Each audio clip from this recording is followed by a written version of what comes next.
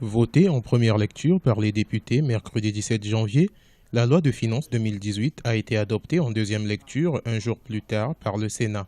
Arrêtée en recettes à 1602 milliards de francs CFA environ et en dépenses à 1383 milliards de francs CFA, ce budget présente un excédent budgétaire prévisionnel de 219 milliards de francs CFA. Un excédent qui se dégagerait de la croissance du secteur pétrolier. Il y a une amélioration des recettes pétrolières par rapport à l'année dernière, mais ce qui malheureusement n'améliore pas la situation globale, étant donné que la part du capital de la dette qu'il faille rembourser sur cette année 2018 est passée à un peu plus de 300 milliards à près de 1000 milliards, ce qui obère tous les efforts, toutes les améliorations qu'on aurait pu observer aussi bien au niveau des recettes pétrolières, et en même temps que du côté des recettes fiscales.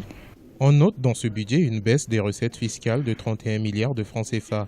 En 2018, les recettes sont estimées à 737 milliards de francs CFA contre 769 milliards en 2017. Cependant, les recettes pétrolières s'élèvent à 749 milliards de francs CFA contre 391 milliards en 2017, soit une augmentation de 357 milliards de francs CFA.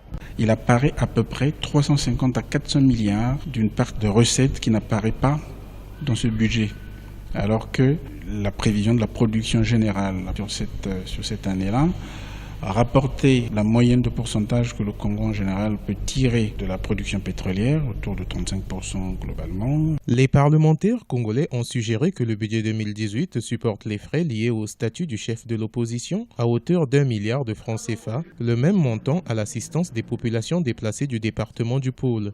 Ce budget a été fortement influencé par les négociations entre le gouvernement et le FMI en décembre 2017 dont le pays espère un plan triennal 2018-2020.